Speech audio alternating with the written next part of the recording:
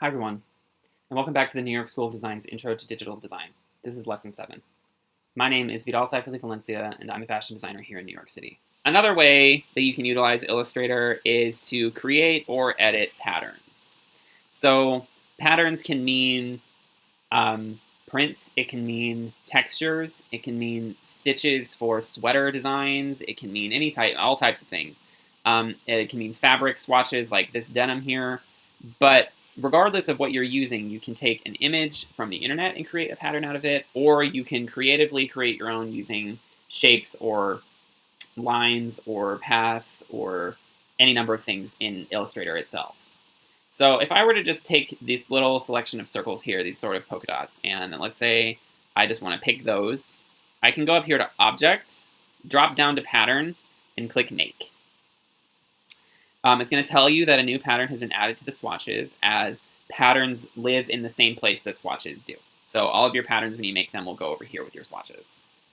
And let's say I just want to name it dots. This window that comes up here is just some of your options. So you can click how it's going to tile.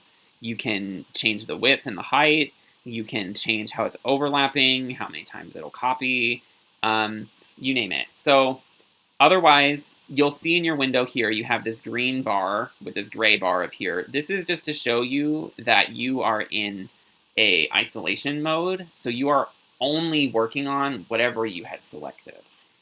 And now you can see in this little blue box here that I can actually make adjustments to my pattern. So I can adjust the placement, I can adjust the color, I can adjust the scale if I wanted. I could make all types of different adjustments to my file this way. One thing to note is that I don't have a ground currently in here. All that's selected in here is these circles. And if I were to make this into a pattern, it would be transparent except for the circles.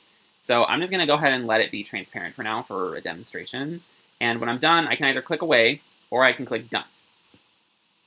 And so then now, if I were to create a shape, I can select the shape, and then I can just I can just click my pattern for my fill, and now I have a pattern. So you can see it's actually transparent because, as I said before, there was no ground or background. You could add just a square or something to the background, just make sure it's in the back, reselect and do the whole thing over again. So if we add some to the back, excuse me. It's because this is a pattern currently. So you could functionally add a background either in the isolation mode itself or before you make the whole thing, and you can add, if we wanted to make a square version, for instance, we could just make it like this.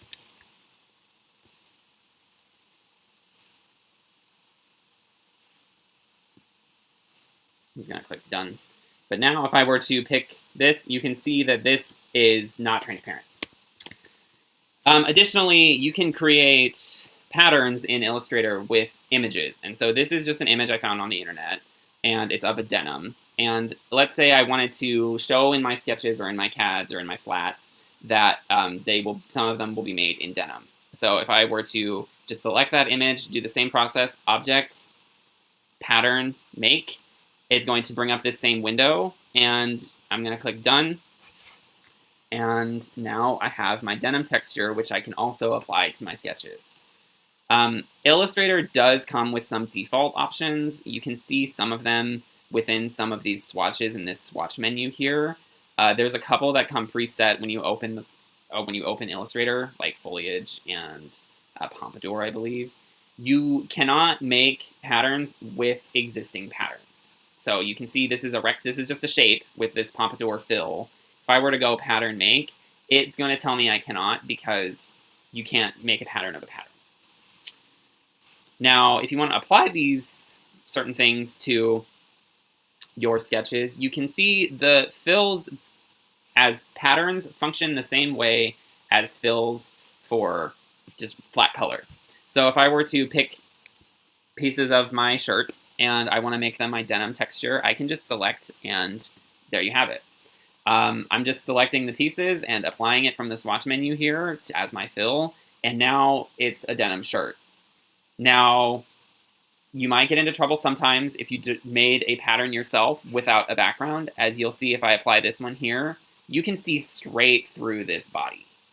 And that is not so great because I don't want you to see like what behind the sleeve or the facing of the neck or the top of the cuff or certain things like that you don't always want to show. So one trick that I do sometimes in cases like this, if I cannot avoid it, is I will just hold Option and clone that part of the body and apply my pattern. And when I do that, I can take away the stroke and I can just set it back where it was, and now I've fulfilled the same purpose. Now if I were to do that again, I could just eyedrop it this time. You'll see now I have my pattern. Now, this has its ups and downs, of course. It's sort of situational. If I were to want to play with different color blocking or different grounding options, I could select the background piece. I can make it a different color. I can make it red, let's say, and I could place my fill with just my transparent pattern back on it. But another question that happens when you're working with these patterns and within your CADs is sometimes you want to play with the placement. If it's a place print, if it's you don't want it to repeat perfectly, you can then just select whatever piece you have here, go up to Object, Transform, and you can just pick any of these transform options. But I'm just going to start with Move. And you'll see now that it's letting me select a position. If I move this all the way over here, it's going to move the whole thing, this whole piece.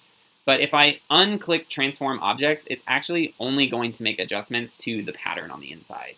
And so this is great if you want to make sure something like lines up correctly, or if you want to make sure something is not repeating across the front, for instance. It tends to make it look more realistic in your CADs if the pieces look like they were cut out of different parts of the print or the fabric, and so that can make it look a little bit more realistic. For instance, on this denim here, it would not be really realistic for like the twill to be lining up perfectly at the shoulder seam, and so I could make that adjustment just by clicking Move, and now it looks maybe a little bit more realistic, something like that.